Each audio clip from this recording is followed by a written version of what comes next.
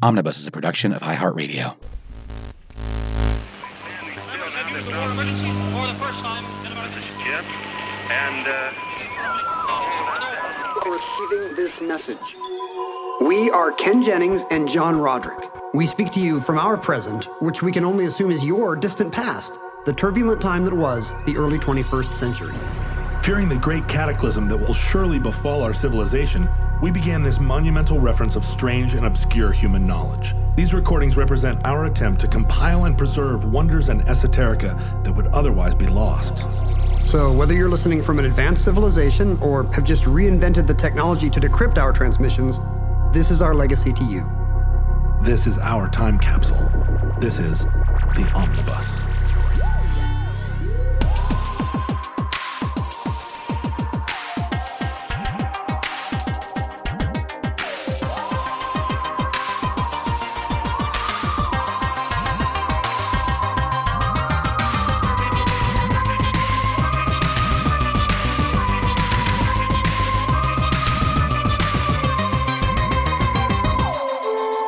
You have accessed entry 153.JG0506, certificate number 31424. Breezewood, Pennsylvania.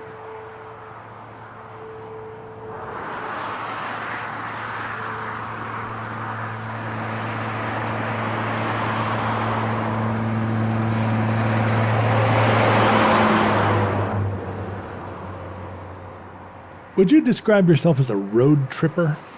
I love a good road trip, and I have been, I want to say deposited in, but I have created a family of non-road trippers who just think for some reason that planes are quicker. Weird. I don't know where they got this idea. Lame. It's mostly generational. You grew up in Korea for some portion of your childhood. Yeah, it's a long road trip. It is. Did you guys drive around Korea, sightseeing and visiting things when you were a kid? Yeah, but I would say most of my road trip memories are from coming back to the States in the summer. I mean, we lived in Seoul, a huge city, and we're, public transport, bus and taxi kids for a lot of the time. But coming back to the States in the summer, we might drive down to my dad's folks in Oregon or drive down to Disneyland so lots of long I-5 vacations. We were not like a national park / camping family, but we were definitely kids bouncing around in the back of a station wagon. You'd load up the family truckster and forget grandma's dog on top of the car. Tied to the back. Grandma's on top of the car. It's generational. I feel like there's not a lot of people younger than us who would find that pleasurable. Road tripping. Yeah. I mean, there's a whole type of person that just wants to get in their car and drive. And I think the idea of they're called unhappily married. I think the generational thing is like going to motels and going to Yosemite, but like I meet young people all the time that have that same wanderlust and feeling of kind of completeness in their car, right? They get in their car and they are at home and unassailable. And the great thing about a road trip is you just have to get out to get gas in the car, right? I mean, the rest of the time you're semi-autonomous. That makes me happy. I guess I would picture like a young person who's like, I've got wanderlust, so I'm flying to Amsterdam or something. That's not the same. I think the American love affair with cars is, it's flourishing. And we just don't have the same maybe mythos of like get in your big Buick and drive across the country or get in your Volkswagen bus. That's maybe not being celebrated, but I know a lot of millenniums and younger even who... it's because the cars aren't as cool, I guess. Yeah, there's that. You said mythos. Mythos. Mythos. Is that how we're going to say it? Mythos? How do you want to say it? Mythos? I would say mythos. Mythos? Is Balky from Mythos? Mythos. Yeah, Mythos. The Isle of Mythos? It's the lost continent of Atlantis. Mythos sank many centuries ago. I feel like we should maybe give a trigger warning to the people of the future whose atmosphere we totally killed with our century of fossil fuels. Well, we should apologize for our American love of the automobile and wide open spaces. We should feel bad about it. Don't you agree, John? It definitely does not make sense when you look at it on the face of it, that the internal combustion engine should be employed to drive basically living room sized vehicles back and forth across America with one passenger. Just the pilot. It's okay if you've got kids, right? If there's actually a living room full of kids who are, looking for letters in license plates, or playing I Spy, or again, those little games where you press the buttons and squirt the water ball through the water hoop. If you've got 15 minors who are on their way to the job site every morning, you deserve a 15-passenger van. My kids were complaining. I think we're going to go down and see my wife's folks in Salt Lake City over the spring break. And I love that drive. Yeah, that's a nice drive. And we'll always, you go down through Oregon, or do you go over through Idaho? No, it's actually nicer if you go over through. Wait, so I'm not sure which way you're talking about. Well, so there's down to Umatilla, Oregon, Tri-Cities, Umatilla, then a little corner of Oregon. Yeah, that's nice. Corner of Idaho. Over through Basque country. It is very Basque country. I mean, a lot of, if you do that drive in the summer, it's a lot of brown Idaho, but you can go like 85, so. But there's it blurs as you go by it. There's the kind of I-90 and then down route. I mean, I don't recommend that. It's much prettier if you want. I mean, it takes much longer, but if you kind of go Coeur d'Alene, as if you're going to Yellowstone or something, and then cut down. Well, you can drive that Idaho. It's not on the interstate, but you drive just down the spine of Idaho on the Moscow side, and you go down through Lewiston and the Bitterroot Mountains. Yeah, that's so wonderful there. And I love this drive, and I find that a great pleasure. And the kids are complaining because we're not just flying and doing it in 90 minutes. Well, they're looking at their iPads anyway, right? That's the thing about road trips now is we drove from the Oregon coast home. I think it was, 7 or 8 hour drive. And the kids my son looked up from Animal Crossing or whatever he was playing when we got home and is like, we're here already? Yeah. Like, it was terrifying. 8 hours had just gone by like a blink to him on his Soma drip. But, and I think my daughter complained about driving on ecological grounds, and I said, I don't actually know if the carbon footprint is, flying, if you're flying 4 people, the car might be better, actually. Yeah. Well, you'd have a hybrid car. Yeah, we'd probably take the minivan, though. Sure. We have a minivan where each of the kids gets a row. We have the minivan that you have for 6 kids, but we only have 2 kids, which is great because then they don't punch each other as much. You know what? Very early on in the development of the car, the electric car was already a viable technology. Yeah, and they had steam cars, electric cars. Yeah, and they were just beat down by the gas car people. The gas car, probably the gasoline industry people. Well, and more than the hobbyists. All of them, all of the cabal. The whole Illuminati. The whole kit and cabal.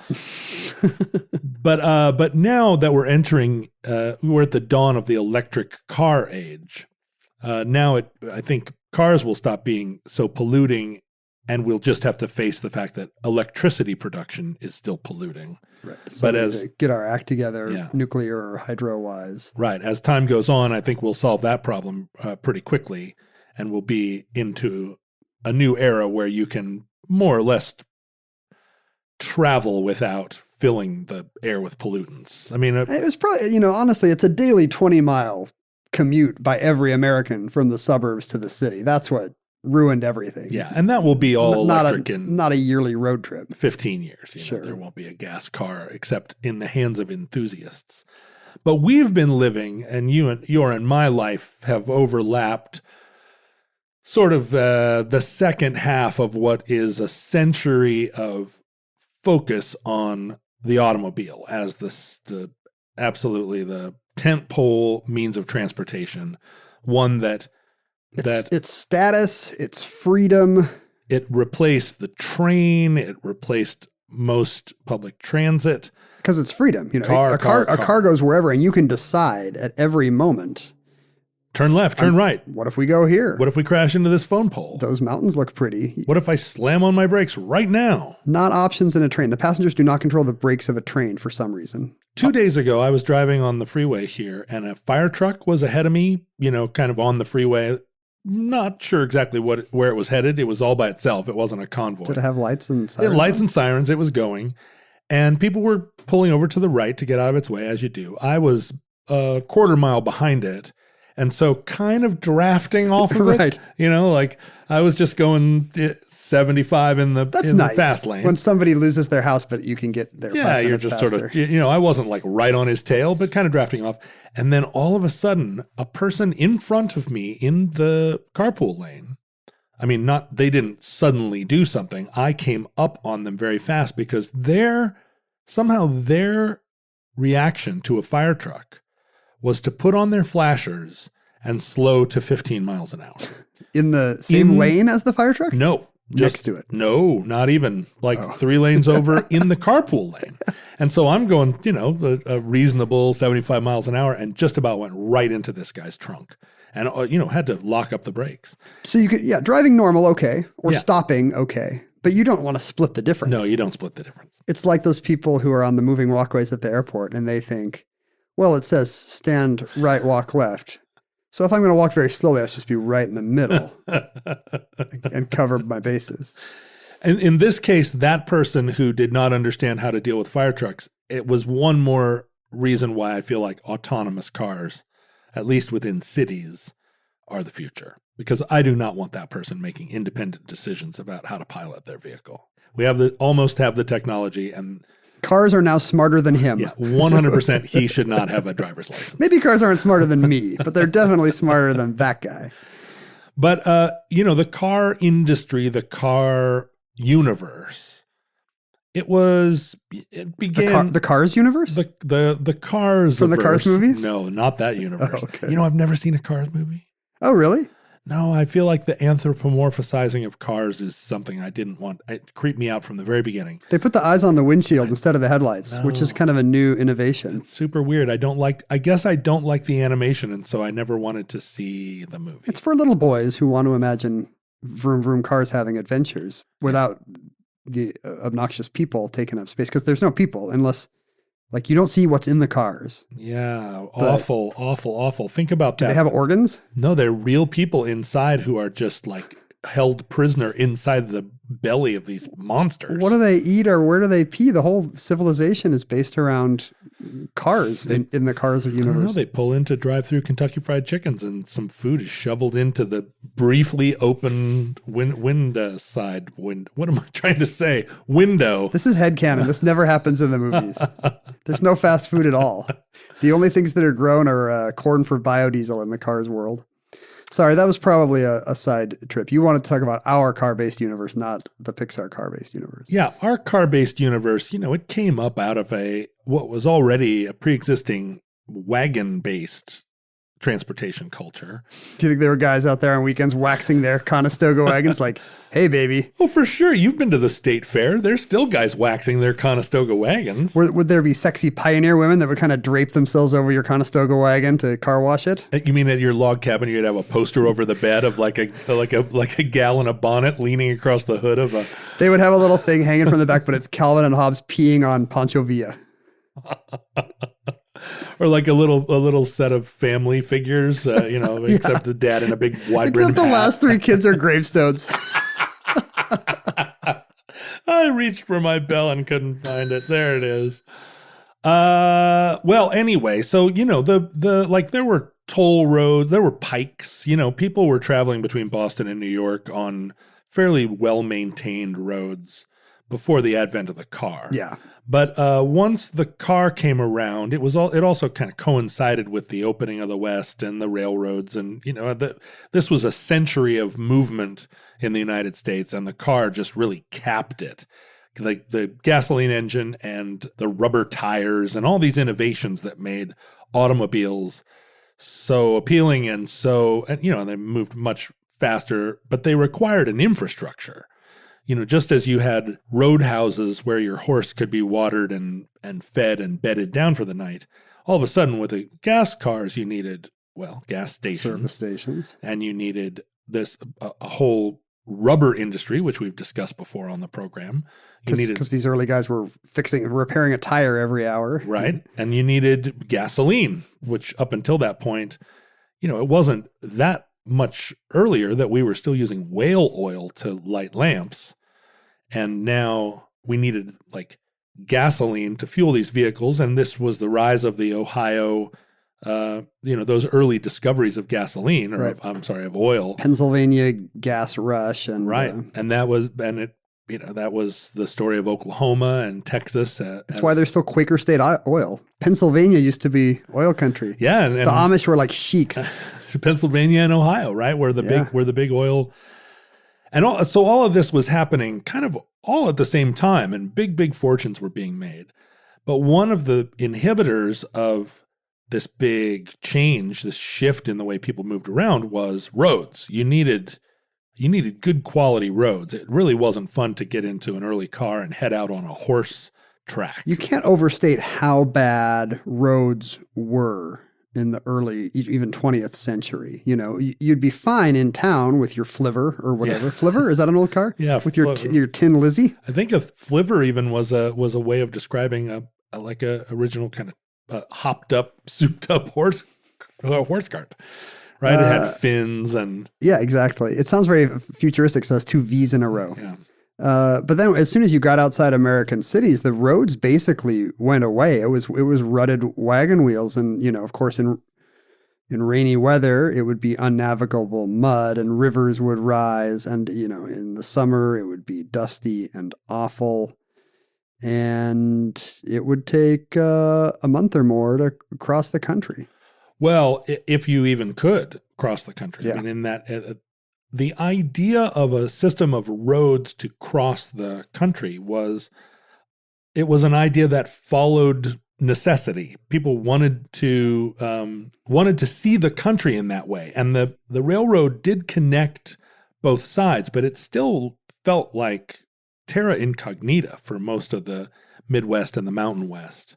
The idea that there would be a single network of good roads crossing the country is something we borrowed from other countries which were much smaller. It's much easier to connect all the big cities of Germany. Right. Country the size of, I don't know, Arizona. Smaller. And the Germans were innovative in building a network of roads. But the first real road across the United States, like intentionally conceived of cross-country road, was a road called the Lincoln Highway. Built by Abraham Lincoln himself. The old rail splitter was out there with a hatchet. And the Lincoln Highway in a lot of sections still survives. We celebrate Route 66 because it was a similar kind of cross-country highway, although it doesn't go all the way across America. But it does go to Los Angeles, which was an exciting place, and through the desert Southwest, and there was a television show about it. And Route 66 became a kind of emblem of that mid-century 57 Chevy wanderlust. Yeah. Plus it's got Satan's number in the name. Sure, so obviously the Dark Lord was influencing our culture in favor of his numbered highway. That's why we stopped calling this show the Omnibus 666 Project. Why did we do that? That was such a weird idea. It was weird. Just came to us in a dream. When did the Lincoln Highway open? Like, what's the... So it's pre-World War I. So very early on, there was a recognition that this would be a cool thing and a necessary thing. So the road opened in 1913, and it went from New York City to San Francisco, the two bookends of the country. This was at a time when San Francisco was still the largest city on the West Coast. It's the jumping off point for the Pacific. Right. Before Los Angeles became a megalopolis. And in the future, Coos Bay, Oregon. Coos Bay, right, which became the largest city in the Americas in your 2065.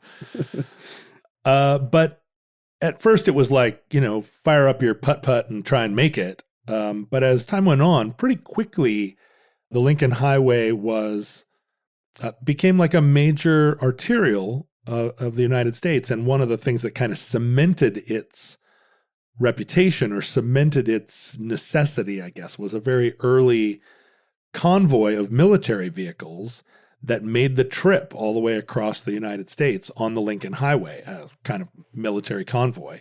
And one of the officers on that trip was Dwight Eisenhower, who was very impressed and very kind of galvanized by this experience. He'd already seen German Autobahns in action. He knew there was something better, right? No, in fact, this came a long time before that. So when Eisenhower was still a colonel, before World War II, before his experiences in Europe. I mean, his experiences in Europe in World War One. Oh, well, in World War I, at that point, there was not this network of roads there either.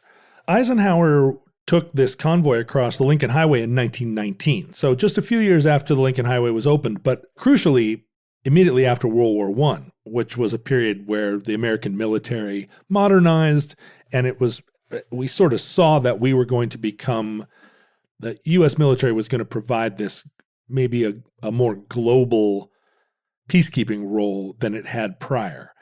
And so taking this convoy across the United States, this was before Europe had become Autobahn, before there was a similar sort of network of roads connecting Europe or even within Germany. Those were innovations that came in Europe after this experience. But Eisenhower took this trip and realized, wow, you can now drive across the United States and you can take tanks and trucks and the whole handbasket. It was not an easy trip, right? Hundreds of accidents and bridges out, and a very small portion of the convoy that left wherever they started from, New York, Washington, I guess, actually arrived in California. Yeah, pretty rough road, but still a single road, one that you could point to and say, we're still on the Lincoln Highway. Yeah. And this came home to roost later, as you mentioned, during World War II, Eisenhower in Europe saw the German Autobahn system and realized its power, both as a civilian resource and also as a way of moving military personnel and materiel quickly around the country. And so Eisenhower, during his presidency, advocated for the interstate highway system, which is one that we all now in America use every single ding-dong day. And it was conceived both as a means of transportation and also in the early years of the Cold War as a way of evacuating cities in the event of a nuclear attack. Because otherwise, without the interstate system, people would just stay in the cities. And be immolated. And you want to have the disaster movie thing of roads choked with cars going nowhere. Yeah, that's what you want in instead. the event of an accident. It's got to look like a zombie movie, or what kind of apocalypse is that? As we've seen before, most of the Cold War preparations were all just theater, security theater. The Eisenhower and the people in Washington recognized that there would be no warning, there would be no time. All of this was just a dream. But it kept people busy building bunkers and so on. You've got all this existential angst. Why not pour it into a nice hobby? And this was an era where the automobile was a symbol not only of freedom, but of this kind of race to the future. This was the dawn of jet travel, of space travel. And we were also, it was an era of urban renewal. So that a lot of our cities, which had decaying infrastructure, a lot of neighborhoods that had not been kept up, during the war, there was a lot of migration of African Americans from the South to work in the industries of the North, and they populated neighborhoods which were already kind of economically disadvantaged, and then those neighborhoods became vibrant communities that from the outside looked like they were ghettos. And so as we sought a brand new future in America, we saw these cities in decline. Problems to fix with new technology, namely poured concrete. And so interstates became a way of not only fake preparing for the apocalypse and not only as ways to promote interstate commerce and give people the freedom to drive out to the Californias, but also a way to, quote unquote, renew downtowns and inner cities. Which really means just give people elevated highways to sluice through them without... or to actually demolish whole neighborhoods Yeah. and dig big trenches and build freeways through them. And that's really the story of a lot of the cities of the Midwest that later fell into tremendous decline because most of their downtowns were flattened and turned into freeways. If you think about the Lower East Side in New York and in Brooklyn and Queens, Robert Moses plowed under whole neighborhoods. And those were whole those were communities. calculated decisions by Robert Moses and people like him all over the country to were. like, let's bring the highway through here, Right. conveniently getting rid of this neighborhood we'd all like to get rid of. And we'll put everyone that lived in that neighborhood in this giant high-rise building made out of poor concrete that we're not going to fund or maintain. So it will just turn into like a gulag. But the interstate highway system was an exciting mid-century development and one that America poured a ton of resources into. And here in Seattle, we see the consequences of it every day. I-5 runs right through the heart of the town. And in building our own I-5, we destroyed all of Japantown, which was already pretty destroyed by the fact that we had interned most of the residents of Japantown. I bet it was easy to get that land cheap for some reason. Just a few years earlier, we had evacuated that whole part of town. And when the war was over, returning people from Japan, or returning Japanese from the internment camps did not, surprisingly, want to repopulate their neighborhood, but instead saw an opportunity to integrate by a kind of a neighborhood diaspora. There's a neighborhood near me that, I always think of as a very different part of town. And yet when I stand at my house and look out over the lake, I can see that really the freeway running through is the only thing that separates this neighborhood from Maple Leaf. They should really just be, it's a single hillside. You should be able to walk up there. Right. And I think of it as a totally different part of town because somebody built an 8-lane freeway through it. Sure. And that, think about that if you were in a really dense neighborhood and all of a sudden there was an 8-lane freeway, they would seem like they were on Mars. Yeah. Even though they're, maybe it used to be a 3-minute walk. Some of the earliest freeways and the whole notion of a freeway were built in the state of Pennsylvania. Pennsylvania was an early adopter, and the Pennsylvania Turnpike was one of the very first toll roads and one of the very first roads that you could get on, and it didn't have at-grade crossings. It had entrances and exits, but once you were on the road, you could travel at speed for a great distance. What we think of as a freeway. And not except that it's not free. It's a toll road, right? It's a toll road, right. Out here in the West, we have freeways because we're toll road resistant, but lots of the interstate highway system in the East to this day is still toll highway. Originally, they were built as private enterprise. Yeah. They weren't government funded. They were these for-profit attempts or for-profit. I wish I owned a turnpike. I know. Wouldn't that be a sweet job? You just sit and collect the toll. It's just you'd have a bajillion dollars in quarters. You do get toll roads where the toll is temporary. The toll gets imposed in order to fund the construction of the road, but it always has a time limit. Once the bond is paid off, the toll is taken away. In fact, the bridge here in Seattle across the lake from the University of Washington to Bellevue was originally the first bridge. The Warren G. Magnuson Bridge was originally a toll road. It cost a nickel.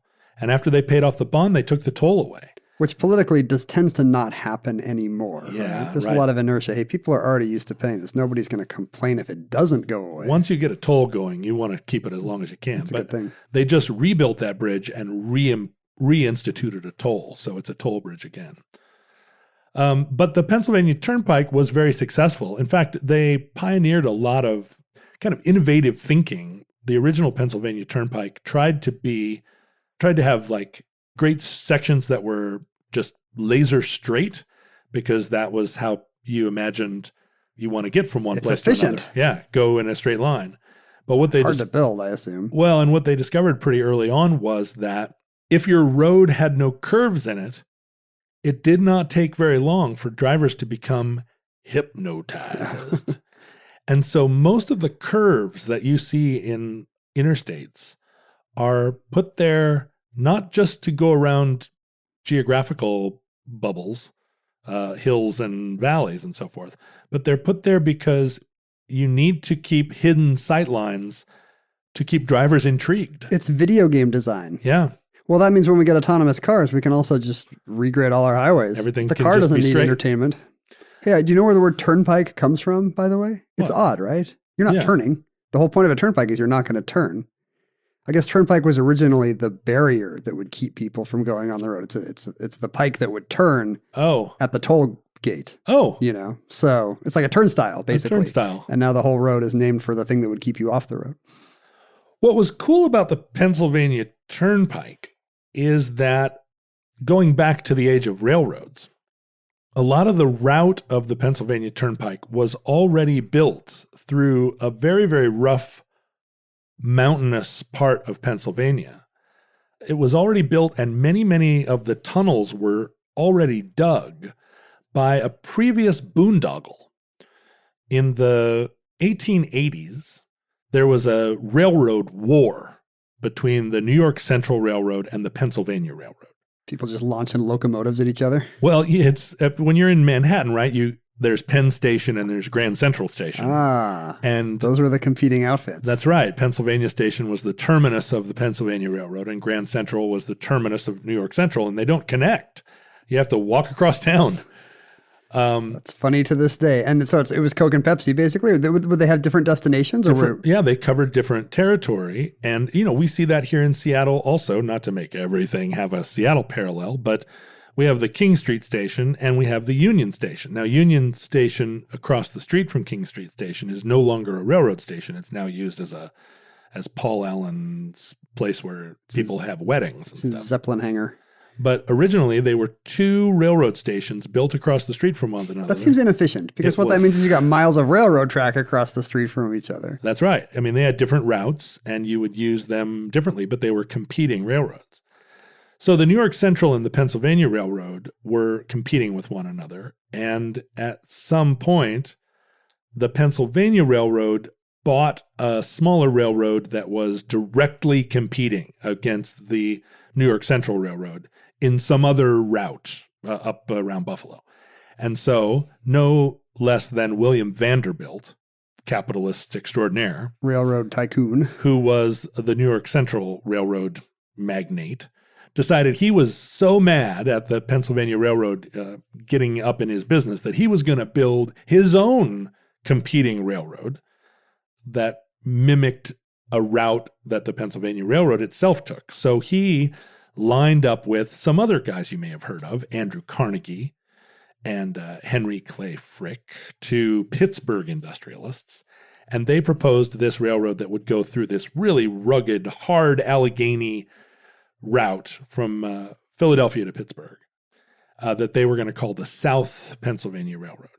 And they worked for decades digging these massive tunnels through all these mountains. And they all went broke.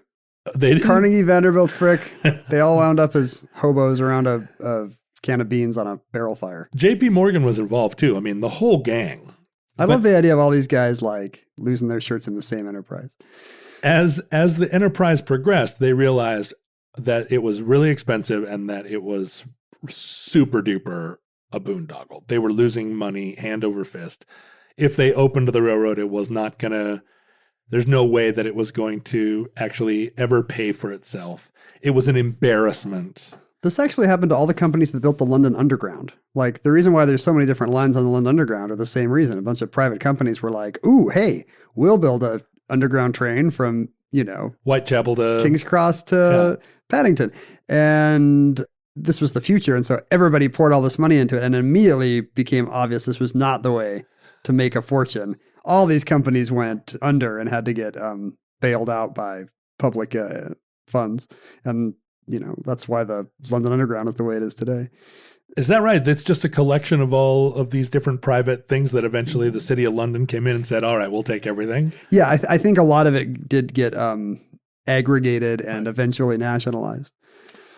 Well, so this was this railroad was a super big embarrassment. And gradually, as capitalists do, they found a way to write off the debt, and they found a way to make it look like this was always their plan. And they found a way to... They did not become hobos. They didn't lose a penny. No. Damn it. Somebody lost money. It was probably the teachers' union or the old ladies' home ended up going bankrupt. Some kind of orphans. But in the meantime, this railroad right-of-way, including half a dozen pretty great tunnels, just sat fallow until the Pennsylvania Turnpike folks came along and more or less bought it all for $1. And so the Pennsylvania Turnpike was routed through these old railroad tunnels, and it hit, it was like two birds with one stone. They solved this They solved how they would get this expressway across the state. Well, that was all well and good until the post-war explosion of automobile traffic. The Pennsylvania Turnpike opened in 1940, right before the war, when people were still motoring around in their DeSotos or their, I don't know what, their Tuckers. What the hell were the people driving them? Packards. They're Flivers. Flivards? They're Flivards, which is the best part of the bird. I don't want to get my Flivards all shaken up. But by the mid-50s, these railroad tunnels, which were just one lane each going both ways, one lane traffic headed west, one lane traffic headed east, they were bottlenecks. It's not enough capacity. No, a lot of people wanted to go fishing or they wanted to go up to their Allegheny camp house. And so the Turnpike people started realizing they needed to bypass some of these tunnels. There were new technologies that allowed them to widen the roads.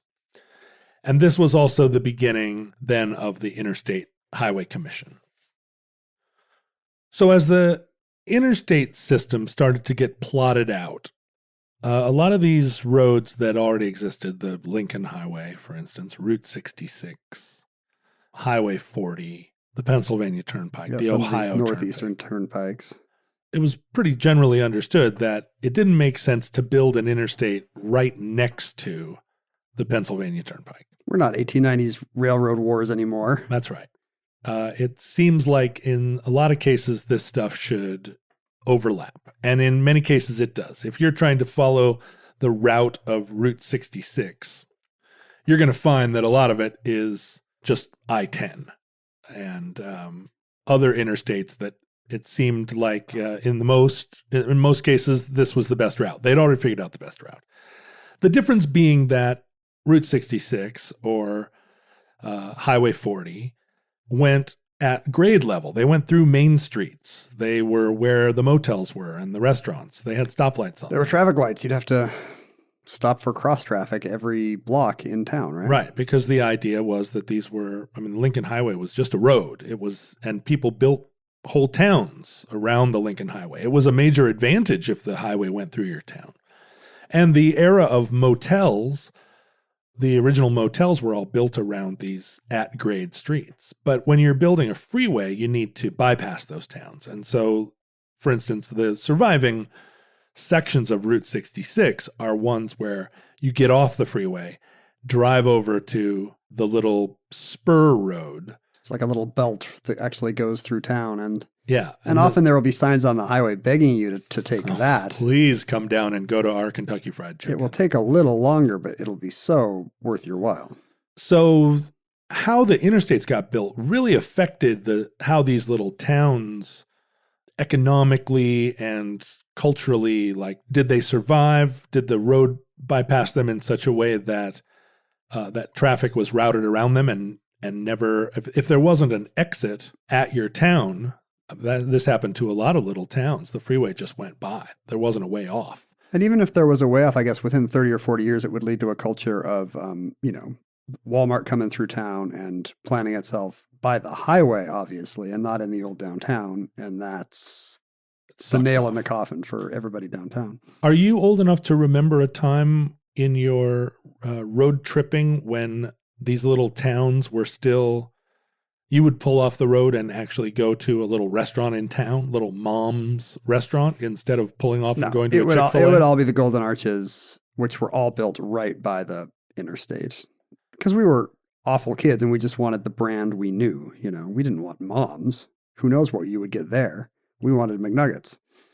My first real solo trip across the U.S., which we've talked about before on the freight hopping episode and other times, in 1986, it was right at the cusp of this transition, so that there were fast food restaurants, there were Denny's, but there also still were those last vestiges of small town America hanging on against Dairy Queen. And it was during that first 10 years of hitchhiking and traveling that I saw the rise of not the Howard Johnsons, they were there for a long time, but the Motel 6s and the Super 8s and the ubiquity of fast food to the point that the town was obscured. Even if the town was right there, visible from the road, you couldn't see it anymore for the forest. It's very ugly because they built those giant, a big spinning 6 on a pole, and then a golden arches on a pole, and then a Colonel Sanders bucket on a pole. Even the signs on poles were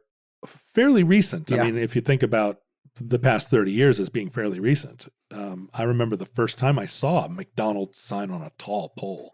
I was like, whoa, you can see that from like miles away. Whoa, that's amazing. But you still liked the pathos of That's awful. of the old little cafes and diners? Well, I have to say, like in the 80s, you could still go into some of these places and find restaurants where the menu was it was a chalkboard, or the menu was ham, roast beef, turkey, soup.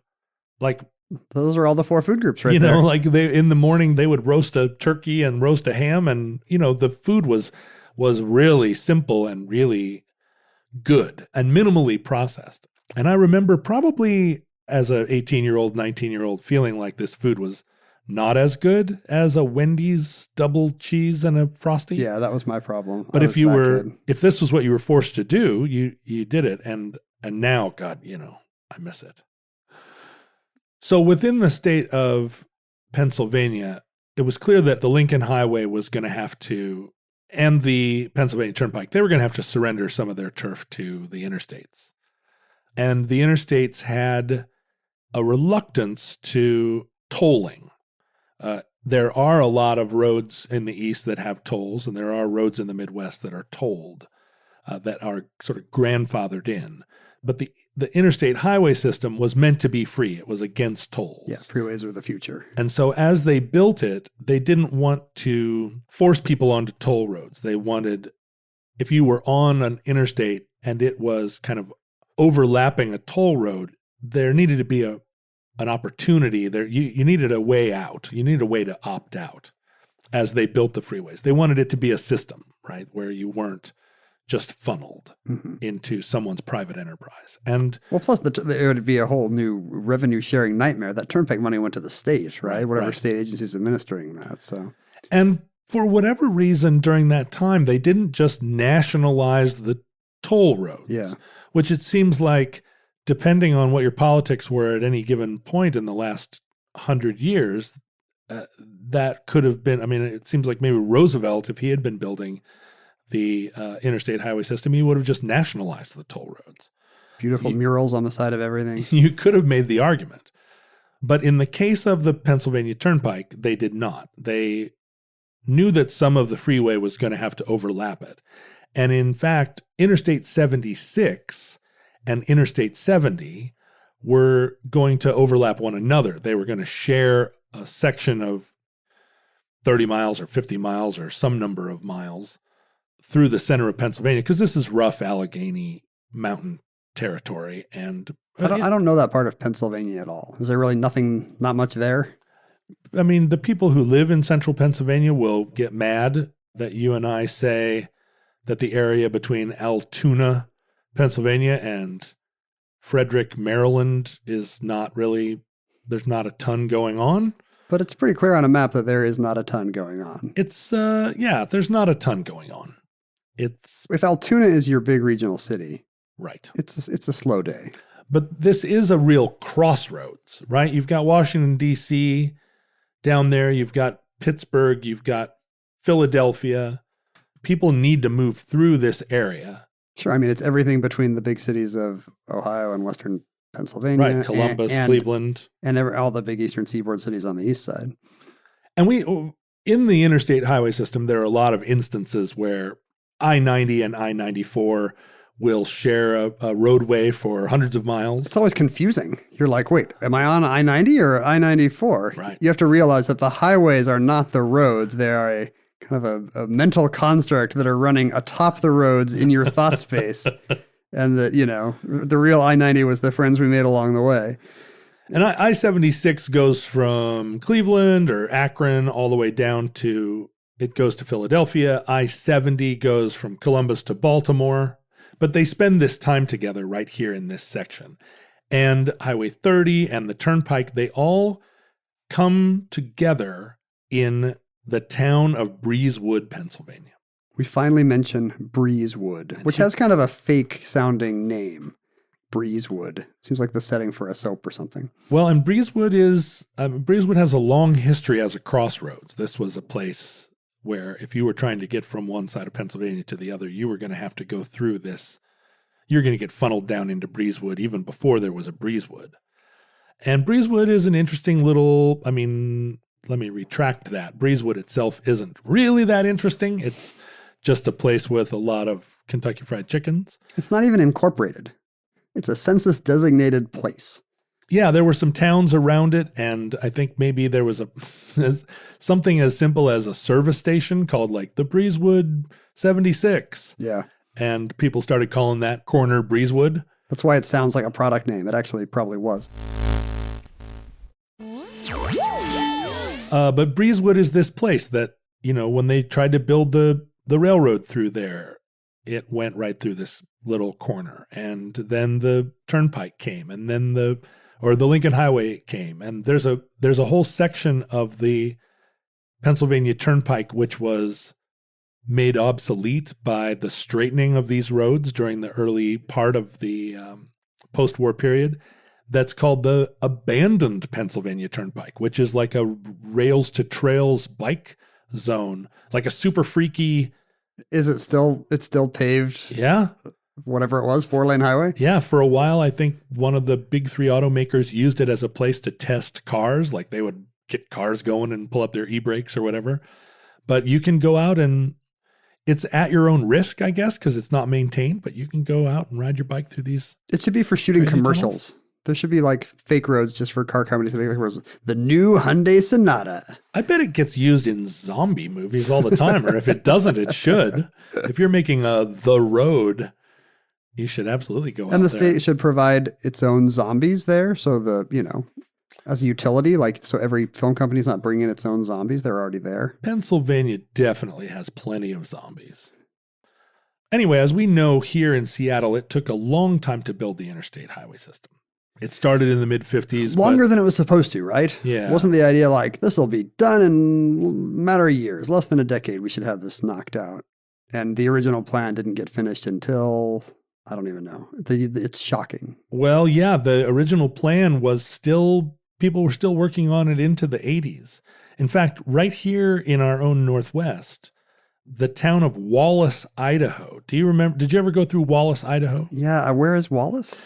So until even when I was in college, if you were on I-90 headed east from Washington, through the mountains of Idaho, up there in Anaconda territory, like Silver, Idaho land, there was a little town of Wallace, which was situated deep in a river ravine.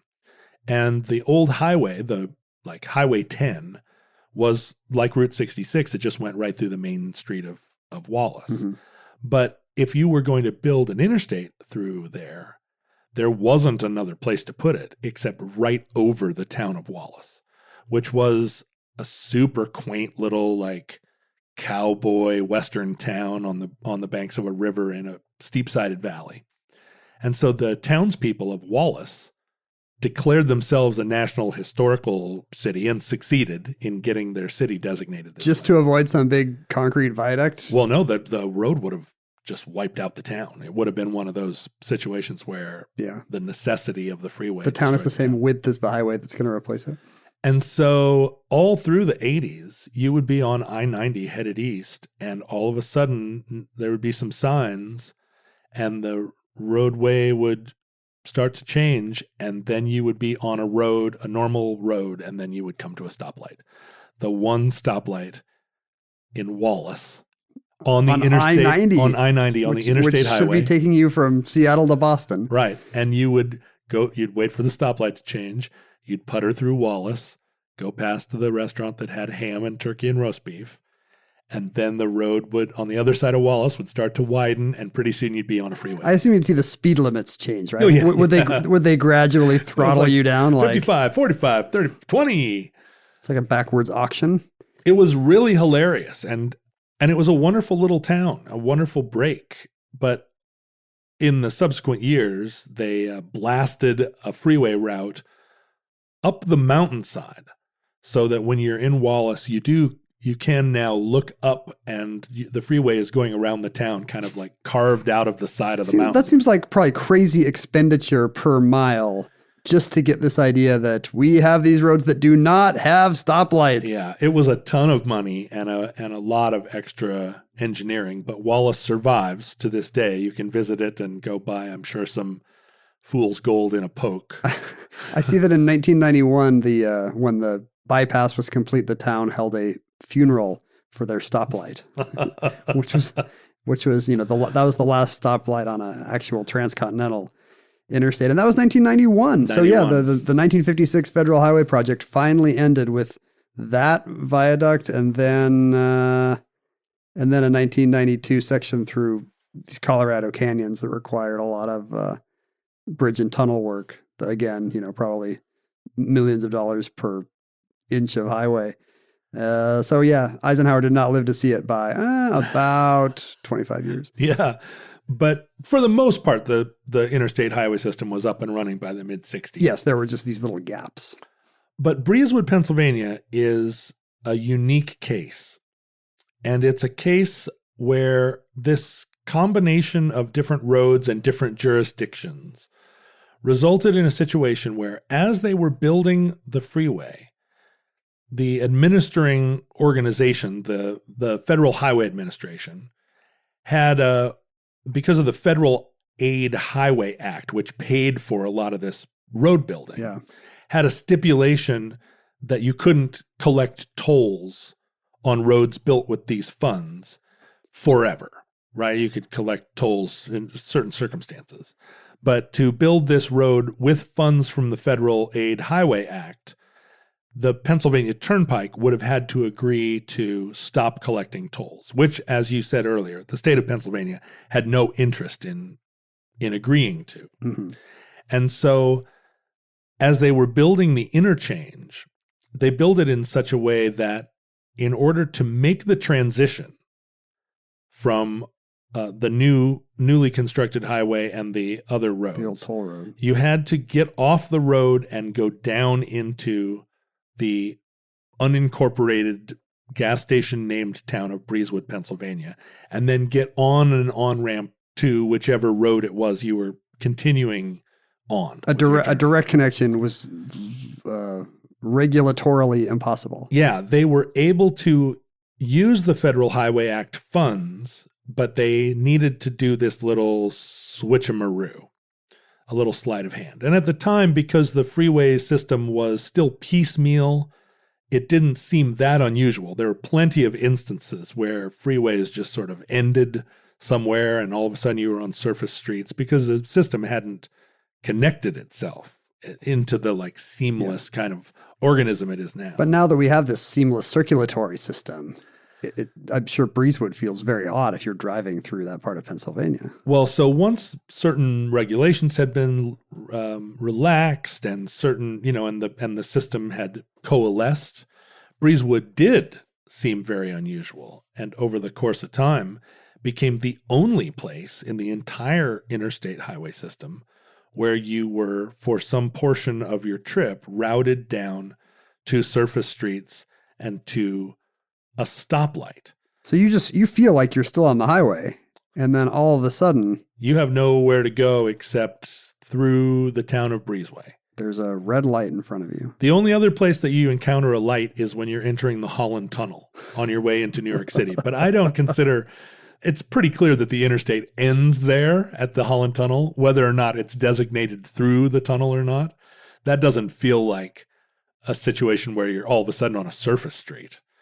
But in the middle of nowhere. But out here in Breezewood, Pennsylvania. And so once it was possible to, with federal funding and with the various ways, the ways and the means, to build an interchange there, the residents of Breezewood and the government of Pennsylvania did not see any compelling reason why they would want to spend their time, money, and frustration on building this. Well, sure. If you're the franchisee who owns the Exxon station or the, what do they have out there? The Perkins or the, is that Carl's Jr. or Hardee's? What part of the country? I think that's Hardee's, right? Yeah, I think so. Yeah. So you have no interest in suddenly diverting all your traffic away from your business? Not at all. So they have consistently. That traffic light spits out money to them. It does, and it retains this kind of special status, special circumstance to those roads and to that little. It's really just 4 or 5 blocks long, Breezewood. It's only a few hundred people that live there, I think. Really crammed with little tourist traps. I mean, because they got you. Yeah, they got you. You're sitting at that light whether you like it or not. When I wrote my book about different kinds of map nerds, I hung out with like road geeks, who are people who are obsessed with the interstate highway system.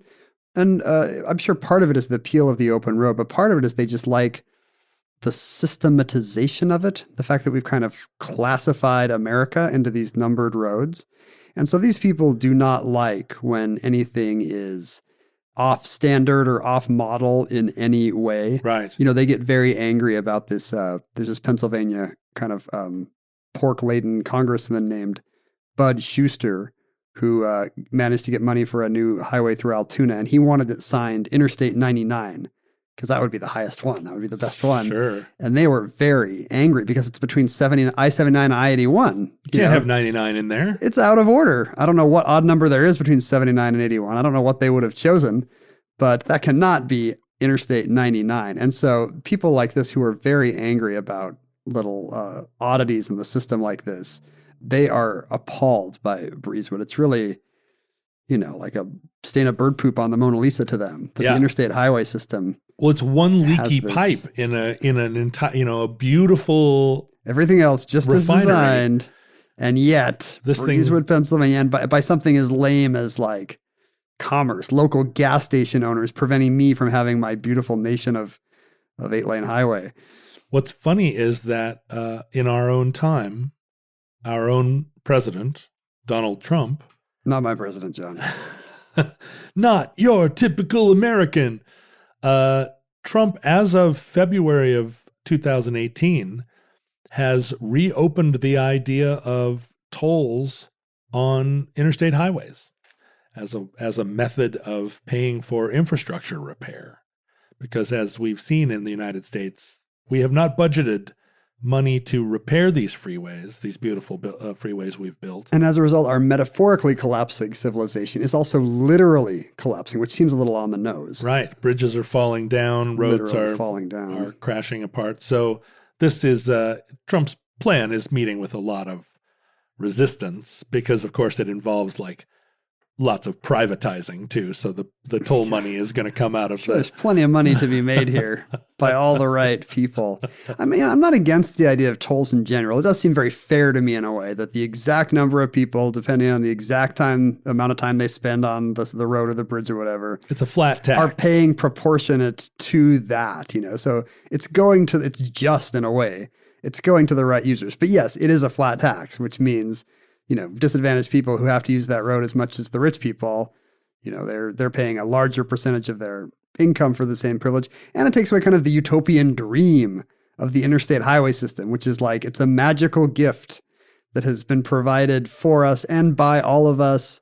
And here it is for all to enjoy, So say all of us. As if it was the national park system or something. And I don't in a like way the it idea of is. toll gates on it. Although, one of the biggest opponents of tolls on highways is maybe predictably the interstate trucking associations, who feel like they pay a disproportionate share of the maintenance of the roads, although of course they probably do as much damage. Wear and tear. Yeah, a lot of wear and tear. What does that mean? We're going to see consumer prices go up if all the interstate highway system becomes tolled? Your peanut butter will suddenly be 7 more cents a jar? When we talk about autonomous cars, this is a question that isn't really being addressed by governments yet, which is that the autonomous car transition is going to be effectively a privatization of transportation, because your autonomous car companies are going to be just a handful. Who's working on it now? Uber, Google, Apple, Tesla. I mean, you can name everybody that's in the autonomous car space, and they aren't going to, Elon Musk notwithstanding, they're probably not going to make all of that technology public domain.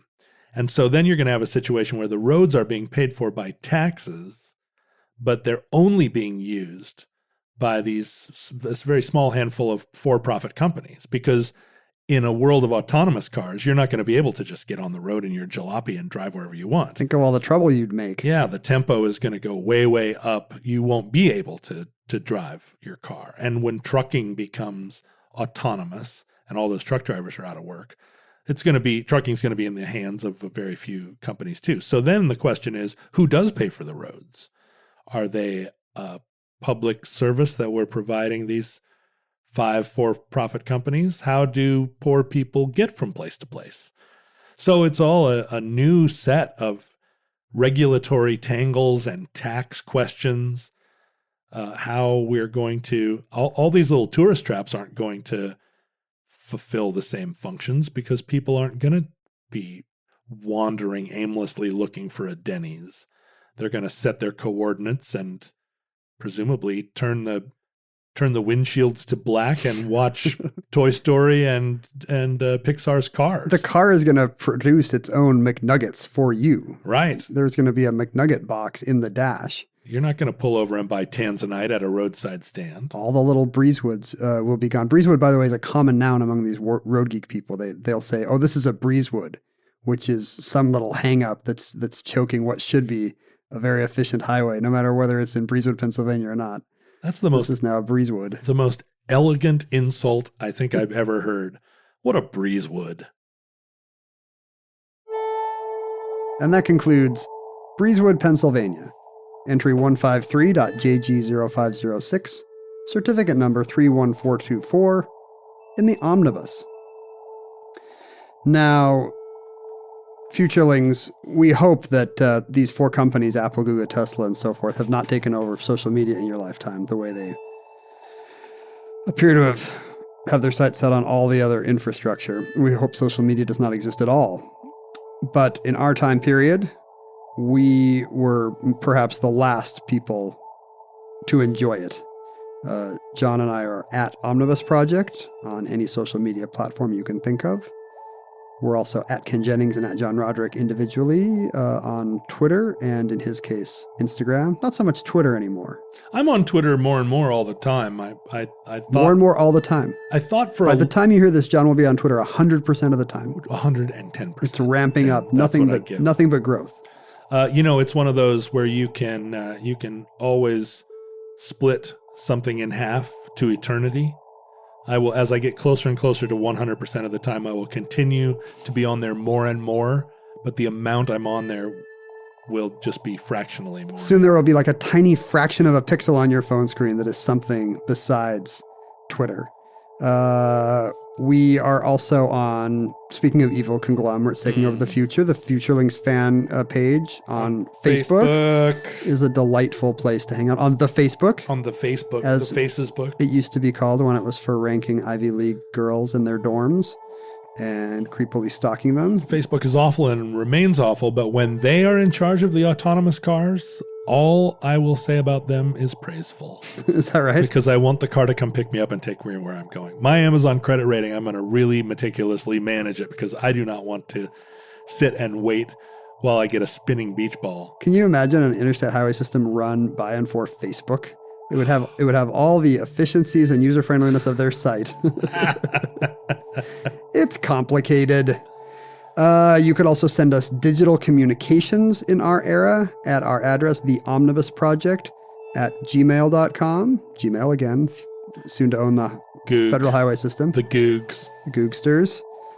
If people had physical artifacts to share with us, they could actually do so with a government agency-like outfit, the U.S. Postal Service. I guess it's a private enterprise now in a way. Sure. But it at least has some kind of nationalized status. They will deliver stuff to John and myself at the Omnibus Project, P.O. Box 55744, Shoreline, Washington, 98155. Listeners, from our vantage point in your distant past, we're pretty sure that these are the end times. There's no way for us to know, of course, because we're still able to get gas and fried chicken. It's all the people who can't get gas and fried chicken in the future that know what's going to happen. That's the one commodity they have that we don't. They have knowledge. We have gas and fried chicken. The day that I go into the store and cannot get peanut M&Ms anymore, it will be the sign that there's no going back. Have you noticed in that one movie where everyone has to be quiet because of the monsters? I think it was called The Monsters Who Made You Be Quiet. Be quiet because of the monsters? Yeah, it's called Be Quiet Because of the Monsters. Yeah. Have you noticed that the movie starts... Did you see the movie? No. It starts in a grocery store and everything has been stripped from the shelves except for like Doritos. Whoa. Like all the crunchy, crinkly products Oh, sure. are still there because you will die immediately. So peanut M&Ms might actually still be on shelves. They are the crunchiest of the M&M family. That's true. I bet you I could eat a peanut M&M without anybody hearing me. You have to have the kind of delayed gratification that allows you to suck your M&M right down to the peanut. Be quiet because of the monster. If you actually have the kind of brain that has to crunch down on it. Are you talking about World War Z? No. Because you had to be quiet because of them too, right? Is that true? I don't remember. In zombie movies in general, you kind of have to be quiet. It seems like Yeah. zombies react to noise. Yeah. No, this is the creatures that they can't see. They're blind, so you're invisible to them as long as you're either being very quiet, so they have to like carpet their gravel driveway, or if you're someplace with a lot of white noise, like they go to waterfalls to have sex. Oh. Hey.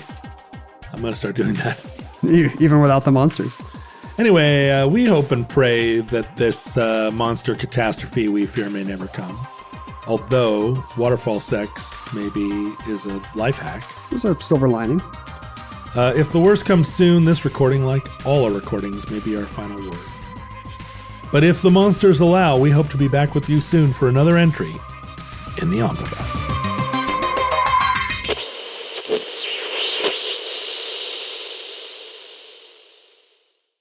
For more podcasts from iHeartRadio, visit the iHeartRadio app, Apple Podcasts, or wherever you listen to your favorite shows.